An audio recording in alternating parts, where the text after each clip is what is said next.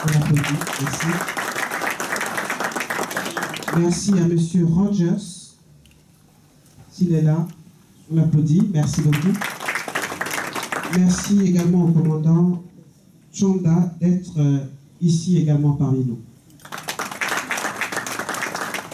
Je remercie également les personnes qui viennent de loin, notamment de la Belgique, et je remercie évidemment l'honorable Roger Lumbala, député national de l'opposition, ancien ministre du Commerce. Roger Lumbala, j'ai l'occasion de l'interviewer très souvent sur Africa numéro 1. C'est un homme qui n'a pas la langue dans sa poche, qui assume ce qu'il dit, et aujourd'hui donc il va répondre aux questions de mes confrères. Merci à vous d'être là également. Alors comme je vous le disais, c'est un dîner républicain, c'est un moment qui permet à tous et à toutes de réfléchir ensemble à l'instauration d'une paix véritable et définitive en RDC. Je vais, pour commencer les hostilités, comme qui dirait, demander à Clémence Lepoint, présidente de l'Association des femmes congolaises pour la paix, de venir me rejoindre ici pour son mot de bienvenue, et on l'applaudit.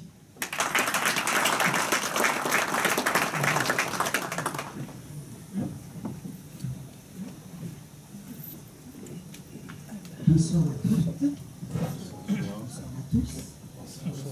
Je suis très très honorée de vous voir tous réunis ce soir dans cette salle. Alors permettez-moi donc, dans un premier temps, de remercier le Seigneur parce que je suis une femme croyante et je suis très émue de voir la communauté congolaise réunie pour ce dîner républicain ce soir. Je suis touchée parce que je sais que certains d'entre vous viennent de très loin. Il y a des femmes qui ont quitté Bruxelles, qui ont laissé leurs enfants. Il y a des personnes qui ont demandé à ne pas travailler ce soir pour pouvoir assister à ce dîner. Il y a des journalistes qui ont accepté spontanément mon invitation. Et très franchement, au nom de l'Association des femmes congolaises pour la paix, je vous souhaite la bienvenue. Voilà. Je souhaite surtout de passer un agréable moment, parce que c'est un moment que nous voulons convivial. Voilà, c'est la convivialité qui est à l'honneur. Nous voulons que ce moment soit un moment d'échange, parce que je pense que dans la communauté congolaise actuellement, il y a un manque d'échange, il y a un manque de partage, il y a un manque de communication. Et nous, femmes congolaises, qui assistons à ces choses-là journalièrement et qui ne disons pas grand-chose, nous sommes révoltés, tout simplement, parce que la diaspora congolaise n'est pas représentée comme elle se devrait. Voilà. Donc maintenant, j'aimerais aussi remercier, comme l'a fait Eugénie Dieki, donc les personnalités qui ont accepté donc, de participer à cet événement, notamment son Excellence Omer Kamba, qui a bien voulu participer à ce premier dîner qui est quand même une première édition, parce qu'il y en aura d'autres. Donc je le remercie particulièrement. Je remercie aussi l'honorable Roger Lumbala, parce qu'il a accepté donc, de participer donc, à cet événement qu'organisent les femmes congolaises pour la paix en RDC. Je pense qu'il était important pour nous justement de vous inviter parce que vous êtes un homme qui avait connu la guerre, vous avez entendu les bruits des armes, vous connaissez le bruit des armes, et je pense que vous êtes bien placé pour pouvoir nous dire ce qu'il ne faut pas faire, afin qu'on puisse appréhender justement toutes ces choses. Et c'était donc important que vous puissiez être là, et j'aimerais qu'on puisse applaudir. Voilà. Applaudir aussi les autres personnes que je ne vais pas citer, mais qui ont bien voulu accepter d'être là, parce que j'encourage l'échange, j'encourage de pouvoir se retrouver dans une table et échanger sans gravité, pouvoir débattre, échanger, même si on a des opinions qui sont différentes, mais pouvoir partager sans grief. Je suis contre le tribalisme, je suis contre toute la dépravation qu'on peut voir ces derniers temps dans notre communauté, et je suis parmi ces femmes qui se battent, qui militent justement pour redorer un peu cette image contraire de la femme congolaise. Donc je remercie toutes les femmes présentes, je remercie les personnes que je reconnais qui ont participé d'une manière ou d'une autre à ma vie, parce que j'ai été femme j'ai tenu une entreprise il y a quelques années et j'ai retrouvé des visages et je suis très contente de les voir ce soir. Et j'encourage l'entrepreneuriat au sein de la femme congolaise. Je sais qu'il y a beaucoup de femmes congolaises qui entreprennent, même si on ne les connaît pas, elles sont là. Il y a beaucoup de femmes courageuses, parce que moi-même j'avais une maman que j'ai perdue il y a 3 ans, qui était une femme très courageuse, qui savait se lever le matin pour aller chercher son pain. C'était une commerçante. Et aujourd'hui je retrouve dans les yeux de beaucoup de femmes congolaises justement ce combat que menait ma maman, paix à son âme. Donc vraiment, je vous souhaite de passer une excellente soirée. Une excellente soirée. Je vous souhaite bon appétit. Et je vais, sans plus tarder, donner la parole à une femme aussi qui a une association. Parce que j'avais décidé, je me suis dit, bon, qu'est-ce qu'on va pouvoir dire à la communauté congolaise? Alors, je me suis dit, bon, je vais passer la parole à Madame Françoise Kazia, qui a, elle, une association qui s'appelle AsiaFac. Parce que c'est quand même important qu'on puisse connaître les femmes qui ont des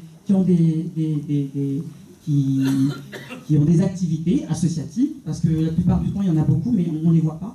Et donc moi, ce type d'événement, ça va être un peu aussi des événements pour permettre justement de donner une visibilité aux actions que les femmes congolaises mènent. Voilà.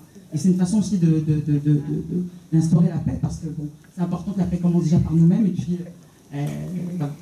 Je donne la parole à Françoise Kazia. Merci beaucoup.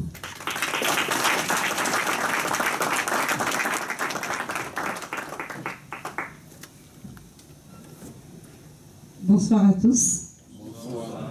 Tout d'abord, je tiens à nous remercier d'avoir répondu présent à ce banquet républicain. Ce banquet qui a été inspiré par la recherche de la paix au Congo.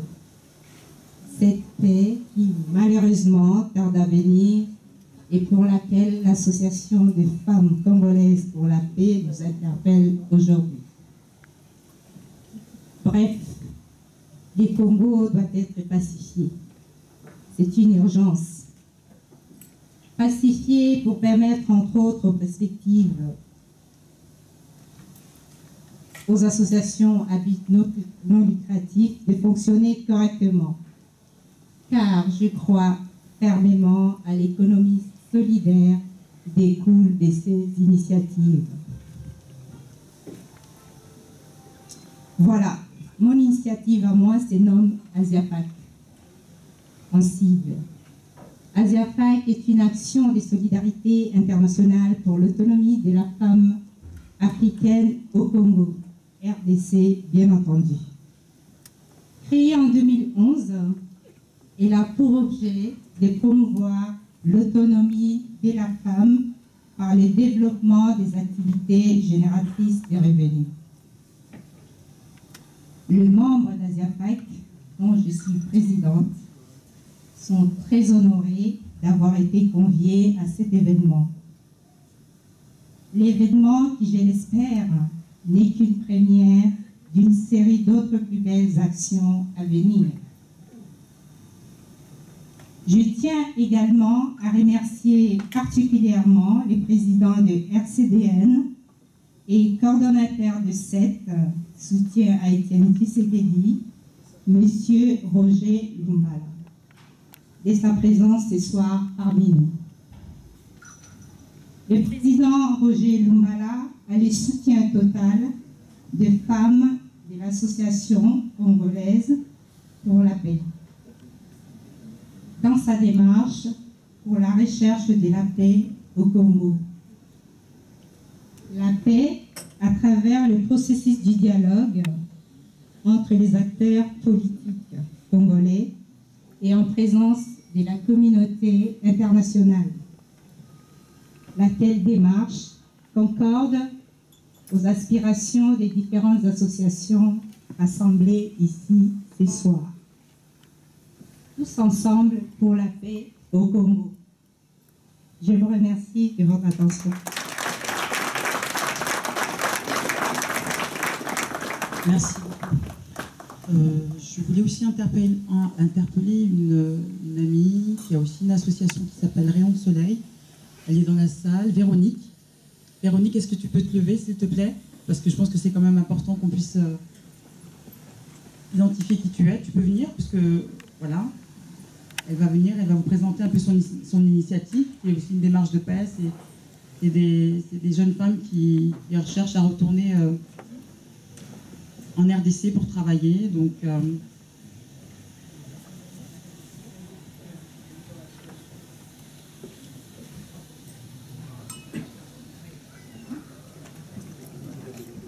merci Véronique.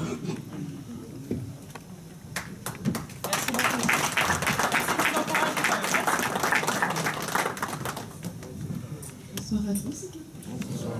Voilà, donc, comme vient d'expliquer Gypsy, donc, pardon. Donc voilà, nous sommes dans une association. Ça fait de cela bientôt une année.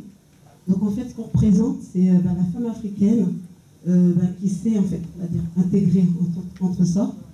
En fait, nous sommes tout un couple. Nous sommes des femmes nées ici et grandies ici. Et nos objectifs, en fait, c'est essayer. On espère un jour retourner chez nous, au Congo, notre pays d'origine, pour pouvoir, bon, on ne va pas dire vraiment s'installer, à l'heure actuelle, c'est pas dans nos cordes, mais pour pouvoir au moins donner l'avantage à nos enfants de pouvoir connaître plus ce pays qui est de leur, le Congo.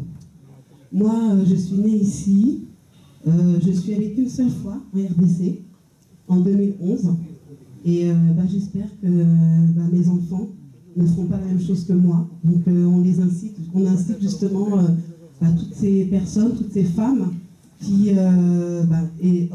hommes et femmes, toutes ces familles qui n'ont pas la chance de pouvoir retourner souvent au Congo comme nous, de pouvoir y aller plus souvent, de pouvoir aider en fait les enfants nés ici à prendre des marques et des places au Congo, parce que c'est quand même un pays d'une grande richesse. Et c'est pas seulement la richesse au niveau du pays en lui-même, c'est la richesse en fait intellectuelle. On a beaucoup de personnes ici qui ont fait leurs études, qui n'ont pas les moyens de pouvoir s'intégrer en France. Mais je pense qu'au Congo, si on nous donnait plus d'ouverture, on aurait plus de chances en fait de pouvoir vivre et s'y installer. Donc vraiment, le but de cette association, c'est de faire en sorte que les enfants grandis et nés ici puissent avoir aussi leur chance au Congo. C'est vrai qu'on n'a pas eu cette chance de grandir là-bas, mais on aimerait bien quand même faire changer les choses et que tous les enfants qui sont nés en France et dans tous les autres pays et qui n'ont pas vraiment connu, qui n'ont pas eu la chance de connaître le Congo, puissent un jour s'y installer plus tard. Donc c'est ce que je souhaite pour cette association. Voilà. Merci beaucoup, parce que vous savez, c'est très important de s'encourager.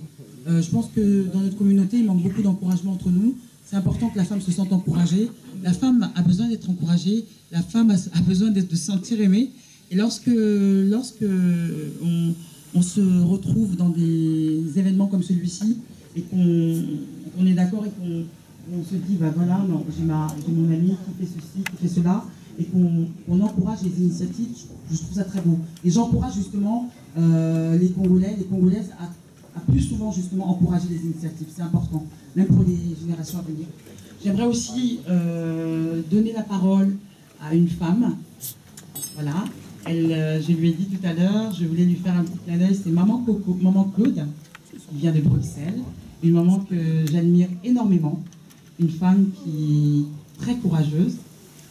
Maman Claude, oui, est-ce que tu peux venir prendre la parole, s'il te plaît?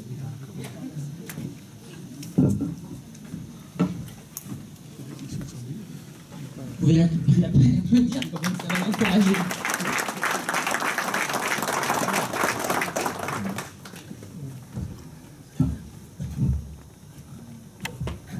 Bonjour tout le monde, bonsoir. Bonsoir. On m'a déjà présenté par Madame Lepoint. Je suis Maman Claude, je viens de Bruxelles. Je viens honorer par ma présence son invitation. Voilà. Je fais 2 petits mots ici et j'aimerais partager avec vous. D'abord, je commence par saluer et encourager cette initiative. L'initiative prise par les mamans de AFCPP, c'est ça? Oui. Ok, c'est ça. Pour promouvoir la paix en RDC. la paix et le bien-être d'une famille, d'un pays,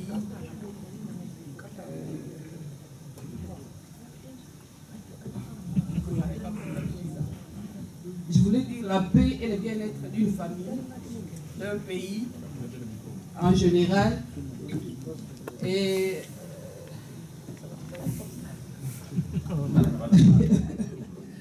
voilà, la paix et le bien-être d'une famille, d'un pays en général, et surtout d'un grand pays, un grand peuple comme le nôtre, les Congolais. Cette paix-là passe aussi par la femme. Surtout que la population congolaise est à plus de 70% féminine.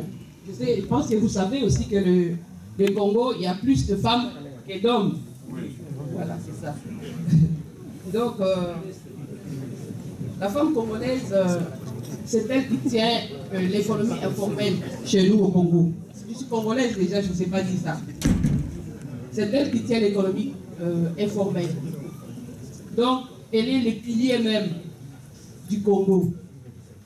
C'est-à-dire qu'elle a une place prépondérante au Congo, mais qu'elle n'arrive peut-être pas à assumer. C'est pour cela qu'il y a des têtes d'associations qu'on encourage. C'est pour essayer de... qu'est-ce que je dirais? Essayer un peu d'amener la femme à prendre plus de place et puis à se prendre en charge au fait. Au jour d'aujourd'hui, c'est prendre en charge pour une femme congolaise, c'est-à-dire que c'est elle qui doit lutter pour elle-même. Ce n'est pas un cadeau qu'on doit lui faire. C'est la femme qui doit pouvoir aller chercher par elle-même. Parce que si on attend, ça ne viendra jamais. Ça ne viendra jamais. Vous le savez aussi. Donc la femme doit lutter pour pouvoir se prendre seule en charge et récupérer sa place. La place qui lui revient dans la société congolaise. C'est pour cela qu'on est là pour soutenir Madame Le Point dans cette association. Il y en a déjà beaucoup, mais il n'y a pas assez.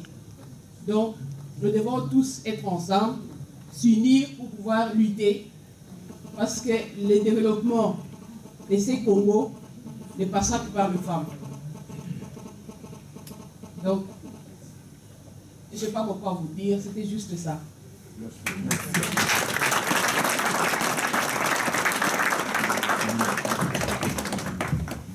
Merci beaucoup. Alors j'ai une dernière personne que j'aimerais entendre ce soir. D'ailleurs, elle est en train de bavarder. Roselyne, tu m'avais promis. Est-ce que vous pouvez applaudir? Je vais vous présenter une femme très courageuse qui s'appelle Roselyne Mbongo. Elle a un petit mot à nous dire.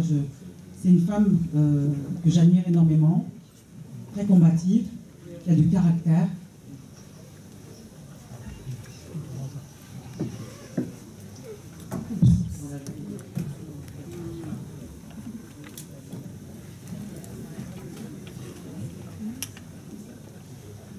Bonsoir. Bonsoir. Je suis très honorée ce soir pour avoir été invitée par Clémence.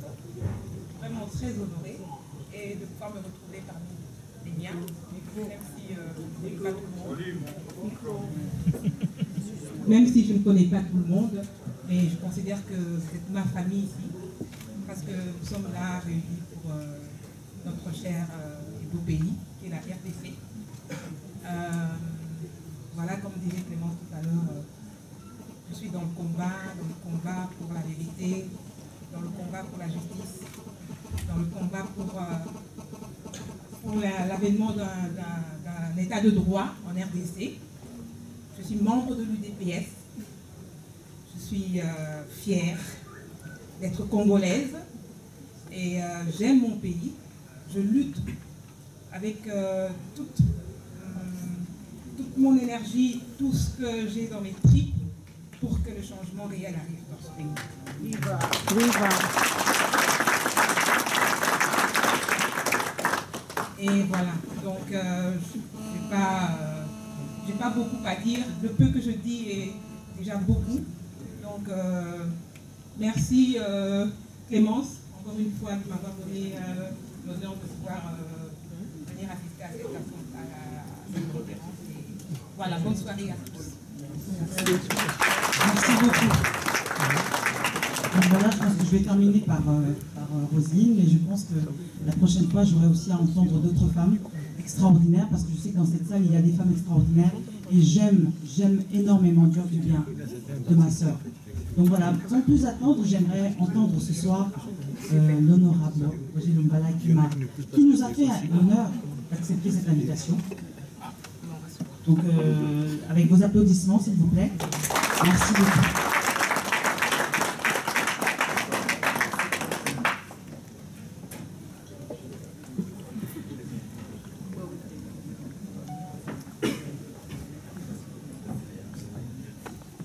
Merci beaucoup, madame. Merci beaucoup, mesdames. Merci beaucoup, messieurs.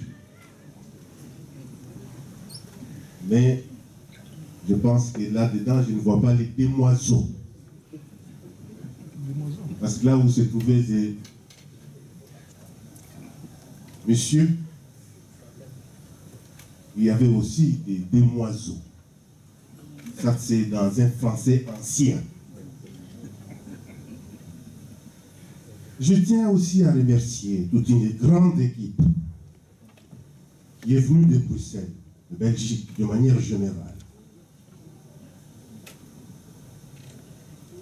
J'ai vu, je ne sais pas si c'est vrai, un certain monsieur qu'on appelle Amiral James, qui est ici avec nous, nous pouvons l'applaudir aussi.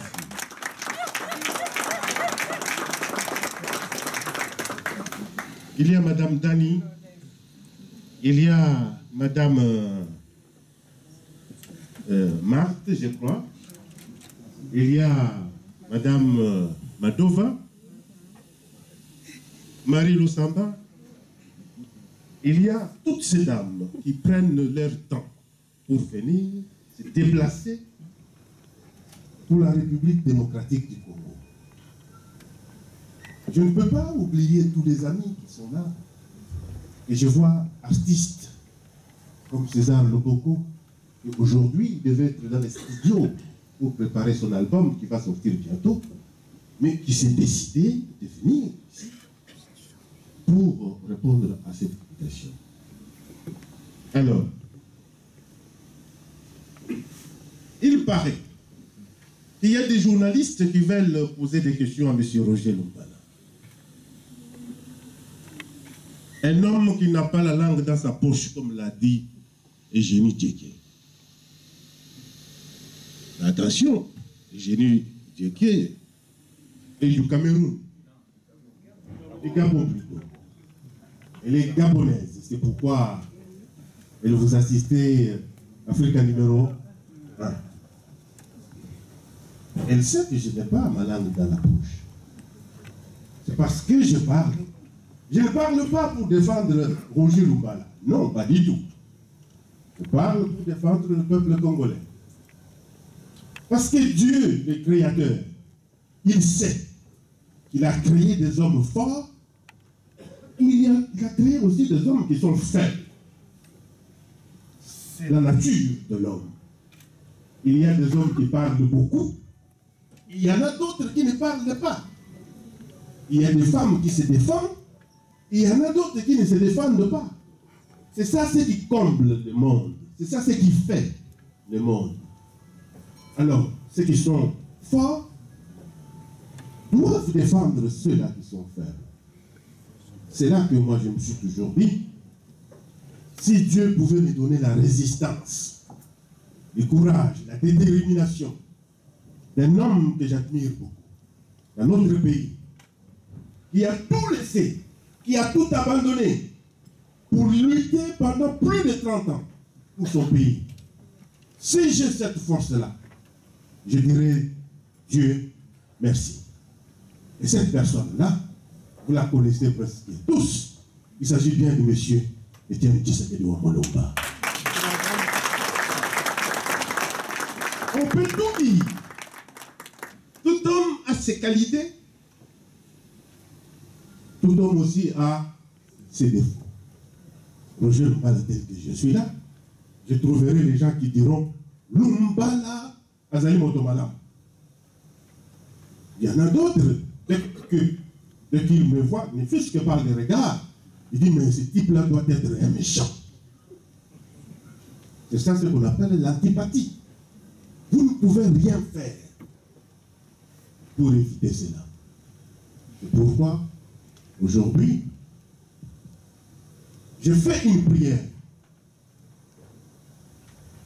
Je demande à mon bon Dieu, au bon Dieu plutôt, qu'il donne la force à M. Etienne Tshisekedi Mulumba pour que ce monsieur puisse un jour occuper les postes de responsabilité dans son pays. Parce qu'il a un héritage à nous laisser. Je me suis toujours référé à mon ami que j'aime beaucoup, qui m'a beaucoup aidé dans la vie, et qui s'appelle Jean de La Fontaine. Et Jean de La Fontaine, vous le connaissez presque tous, surtout pour les enfants ou les jeunes qui ont étudié chez nous à l'école primaire. Il nous a légué 3 ou 4 récitations qui me hantent chaque jour. Les laboureurs et ses enfants. Vous voyez bien, non? Mais à l'époque, quand on était jeunes, quand on nous enseignait les laboureurs et ses enfants, on bloquait, comme on disait.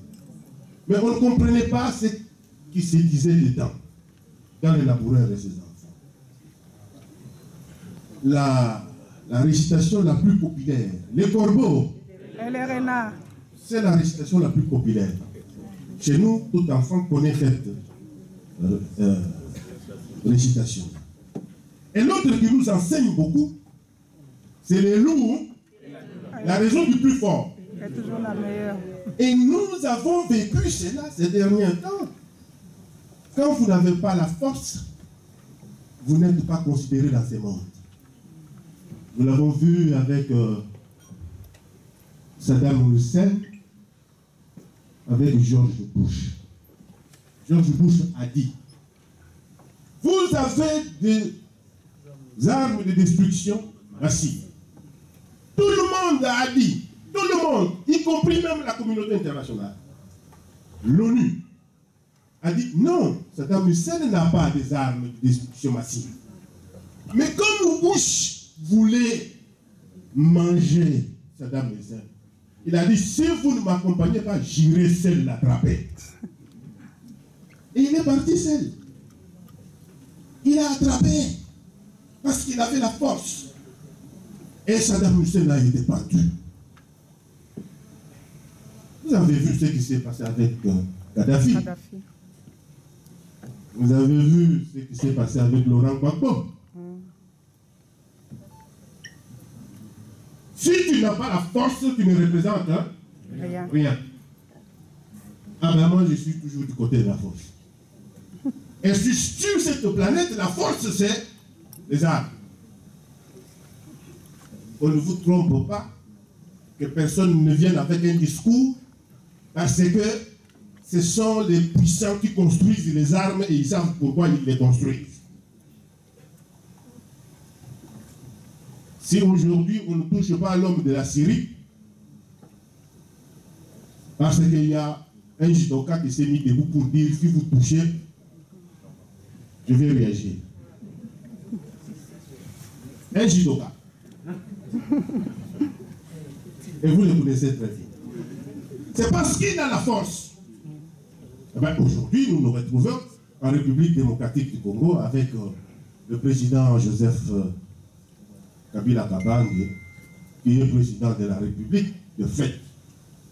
Pourquoi? Tout simplement parce qu'en 2011, malgré le travail que nous avons fait, malgré la victoire de M. Etienne Tshisekedi, l'homme a sorti les armes. C'est simple que ça. J'étais à Kinshasa, il a sorti des chars, il a tué plus de 33 personnes le même jour, le peuple a reculé, il est au pouvoir. La communauté internationale a applaudi, la communauté internationale l'a reconnu jusqu'à aujourd'hui. Tout ce que la communauté internationale peut dire aujourd'hui ne peut pas aller à l'encontre de ce qu'ils ont fait hier. Ils font un travail que nous, en tant que peuple congolais, nous devons comprendre. C'est pourquoi nous sommes dans une situation où Joseph Kabila Kabange doit partir. Ça, c'est mon souhait, le souhait de M. Roger Lumbala. Parce que je considère la République démocratique du Congo comme mon pays, ma propriété privée. Il appartient à un autre Congolais de venir revendiquer cette propriété aussi privée. Je ne me pose pas de questions pour défendre mon pays. Parce que chacun de nous a sa façon de défendre le pays. C'est pourquoi, aujourd'hui, je laisse quand même la possibilité aux journalistes qui ont harcelé Madame Le Point en lui disant la présence de M. Roger Lumbala dans cette manifestation ne peut pas passer inaperçue. Alors il faudrait qu'on lui pose 2 ou 3 questions. Mais moi je vous dirais, chers journalistes, avec M. Roger Lumbala, il n'y a pas de questions tabou. Vous pouvez poser toutes les questions. Si je n'ai pas la réponse, je vous dirai que je viendrai vous répondre demain. Mais très souvent, je pense que j'ai la réponse au bout des lèvres. Je vous remercie.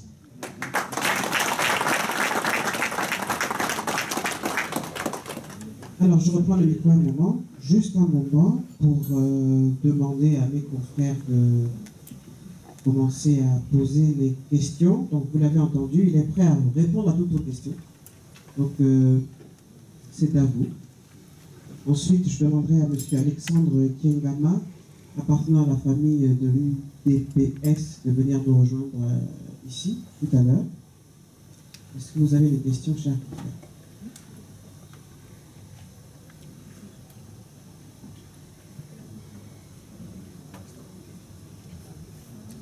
Alors, je vous demanderai de vous présenter votre organe. Monsieur Kiengama, on l'applaudit à nouveau, merci.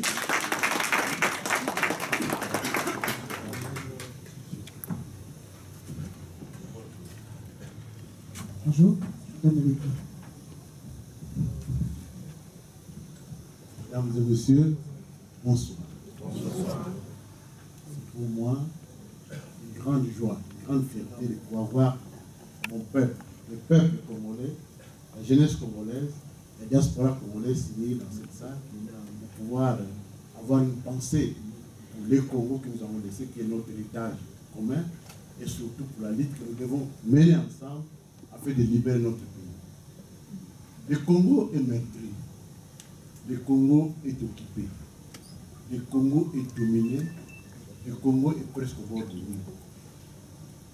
Les étrangers sont venus, ils ont occupé notre territoire, ils ont massacré, ils ont tué nos femmes. Quand j'entends les sœurs parler ici, ce sont mes sœurs, ce sont mes mamans, ce sont mes grandes sœurs, mes tantines parler ici, j'en ai le cœur gros comme ça, puisque l'histoire de viol a marqué ma personnalité par rapport à tout ce que j'ai vu, tout ce que j'ai entendu. Mais aujourd'hui, tel que je les vois aujourd'hui, chercher la paix au Congo, c'est la seule chose qui peut nous permettre de pouvoir avancer durablement dans le progrès social comme du pays. Et nous avons entendu ici notre frère Roger Lumbala, qui est un combattant pour nous, un vrai combattant, a montré, a dit pourquoi il est là aujourd'hui. Pourquoi il a chargé son fusil d'épaule. Non pas seulement pour parler de qui que ce soit, non. Il a voulu montrer qu'il y a une personne qui, pendant 32 ans, avec un parti politique, a lutté, continue à lutter d'ailleurs, pour un état de droit au Congo. L'état de droit, mes frères et sœurs, ce n'est pas un cadeau, c'est notre droit à tous. J'ai entendu la sœur qui disait oui, il faut donner la chance aux jeunes Congolais qui sont nés ici de rentrer au pays. Ce n'est pas une chance qu'on leur donne, c'est un droit. Nous devons rentrer chez nous après avoir fait des études ici, après avoir appris ici des choses nouvelles pour aller le développer chez nous. certains droits. Le Congo nous appartient tous. Nous avons un joker. Comme vous savez tous jouer aux cartes, dans un jeu de cartes, il y a 50 cartes, il y a un joker. Le joker bouffe toutes les autres cartes. Et ce n'est pas vrai ça. Ouais. C'est pas vrai ça. C'est vrai. Nous avons un joker qui peut bouffer tout ce monde-là. C'est à nous à le soutenir. Voilà. Si l'IDPS, à propos, je vais aller plus loin parce que là, c'est un sujet qui fait fâcher les gens aujourd'hui. Les dialogues. Nos sœurs ont dit ici tout à l'heure, le Congo, nous communiquons mal. Nous parlons peu entre nous. Nous ne sommes pas en entente entre nous. Le dialogue qu'on fait, ce n'est pas un vœu de défaillance ou bien un vœu de crainte. Non. C'est un vœu de contact. C'est un vœu de s'exprimer librement par rapport à tout ce que nous sentons entre nous. Quand on fait un dialogue, c'est entre deux personnes d'une même famille, ou bien des familles différentes, qui s'embrouillent entre eux. Il fallait que quelqu'un d'autre, une troisième personne, puisse battre la mesure afin de pouvoir les unir. Comme on dit, les Kidzout. Aujourd'hui, nous avons besoin de ça. Puisque moi, je ne veux plus voir le sang couler au Congo comme on a vu tous les jours. Je veux que le peuple congolais, mon peuple à moi, puisse vivre dignement. Je veux que l'IDPS combat pour ça. Et il veut que les Congolais vivent dignement. Puisque nous sommes un peuple, on nous dit comme on veut, personne ne parle.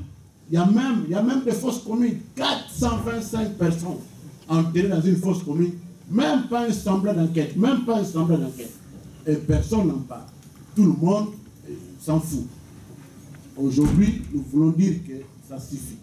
Les peuples congolais doivent s'unir tous ensemble. J'en appelle encore, comme a dit le frère, comme a dit le président Tshisekedi.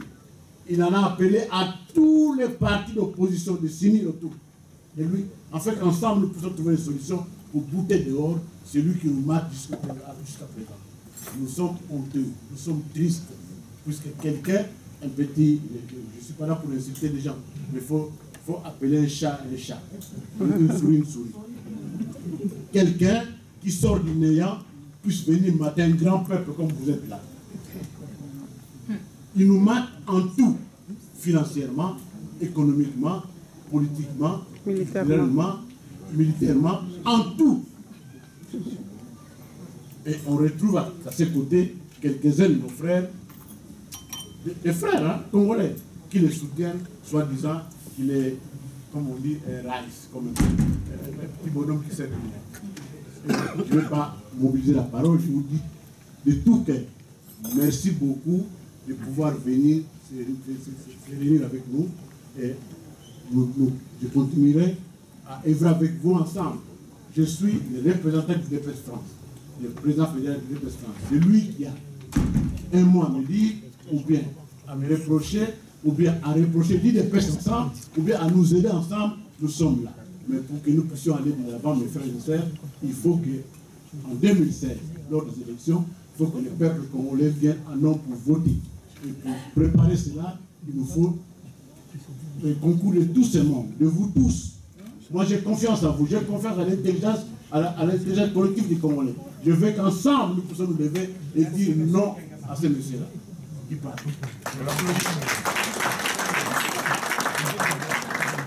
Merci. Alors, est-ce que vous avez des questions? Moi, j'en ai. Monsieur Lumbala, alors vous avez dit que vous êtes du côté du plus fort. Et le plus fort, selon vous, c'est Étienne Tshisekedi.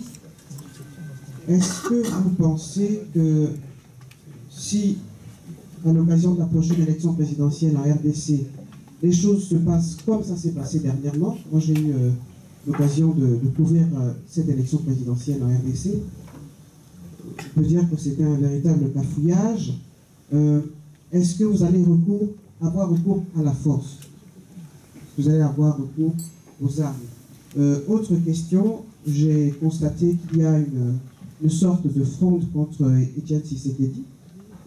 Est-ce que vous pourriez nous expliquer pourquoi il y a cette fronde, comment la justifier? Est-ce que on pourrait dire que Étienne Tshisekedi a peut-être atteint la limite d'âge, qu'il a fait son temps, et qu'il faut peut-être qu'au sein de l'UDPS, on trouve une personne pour lui succéder? Voici les questions. Limite d'âge. Dans la constitution de la République démocratique du Congo, justement, il n'est pas prévu un âge pour faire la politique dans notre loi fondamentale. C'est pourquoi M. Etienne Tshisekedi, qui est libre et qui a la lucidité, pense continuer. Vous savez, la lutte qu'il mène aujourd'hui, c'est une lutte pour permettre à ce que le peuple congolais puisse arracher le pouvoir. Le seul qui peut arracher, parce qu'en Afrique, plus précisément, il n'y a pas des élections comme telles.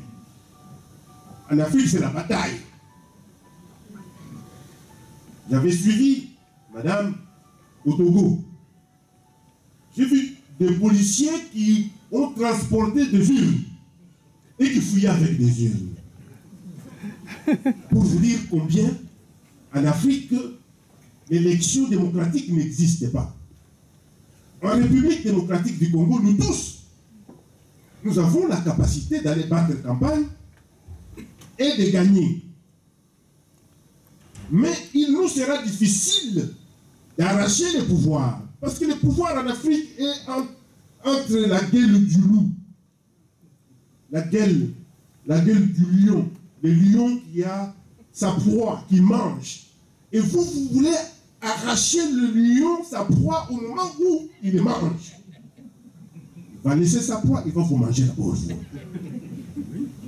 C'est là que vous voyez tous les chefs d'État africains, de manière générale, même quand dans la Constitution, la limite d'âge est fixée, comme dans le pays voisin, ils cherchent par tous les moyens comment faut-il faire pour modifier la Constitution. Alors, dans notre pays, la seule personne aujourd'hui capable de pouvoir arracher ces pouvoirs-là, c'est M. Etienne Tshisekedi. C'est pourquoi je les soutiendrai jusqu'avant dernière énergie. Excusez-moi, il va prendre le pouvoir comment? Si par rapport aux élections, il n'a pas pu le faire, comment il va le faire? Si le même scénario se reproduit, qu'est-ce qui va se passer? Il a dit, il l'avait déjà dit, il a demandé au peuple de se prendre en charge. Se prendre en charge, je veux dire quoi? Le mal, je veux me prendre en charge à ma façon. Ou Abilo le Timboy va se prendre en charge à sa façon. Monsieur Timboy, il va se prendre en charge à sa façon. Donc, tel que je suis là, je sais comment je vais me prendre en charge. Pour moi, je sais que se prendre en charge, il faut quand même que Kabila comprenne qu'il y a des hommes qui avancent. Parce que quand les hommes avancent, très souvent, on appelle ça les bruits des bottes. Quand les bottes commencent à avancer, on ne parle pas des armes, on parle des bottes. Quand les bottes commencent à avancer, l'interlocuteur vous comprend. Il saisit les messages. Parce que c'est le langage que lui utilise. Vous savez, très souvent, quand on est en face de quelqu'un qui se croit trop démocrate, vous pouvez lui donner des gifles. Il va se faire passer pour un Jésus en vous demandant d'étendre la joue. Roger Lumbala, je suis dans l'Ancien Testament. C'est-à-dire que je suis encore dans la loi des Dalions. Lorsque vous donnez, je vous donne aussi. À partir de ce moment-là, vous n'allez plus répéter de me donner parce que vous allez vous dire que si je donne encore, il va faire quoi? Il va donner. C'est ça, c'est que l'homme aime. C'est pourquoi, madame, nous nous préparons déjà. Nous ne voulons pas que le sang coule. C'est pourquoi M. Etienne Tshisekedi demande le dialogue. Il dit, nous devons préparer la sortie de M. Joseph Kabila Kabange. Mais il a l'intelligence de Salomon, l'homme à qui on a volé l'impérium, l'homme qui a été mis en résidence surveillée, l'homme qui a été traité de tous les maux, qui aujourd'hui il s'est ressaisi. Il dit que pour l'intérêt de la République, pour l'intérêt de mon peuple, j'accepte d'aller négocier avec le voleur. Il faut l'applaudir. Il faut l'applaudir. Je ne suis pas étonné de voir qu'il y a d'autres compatriotes qui ne comprennent pas cette dimension spirituelle et politique de M. Etienne Tshisekedi. Je ne suis pas étonné. Parce que tout le monde n'est pas appelé à comprendre ce que M. Etienne Tshisekedi veut. Vous savez, moi j'étais très bon en mathématiques à l'école. Quand le professeur enseignait, il me regardait pour voir si il est dans le bon ou pas. Mon professeur,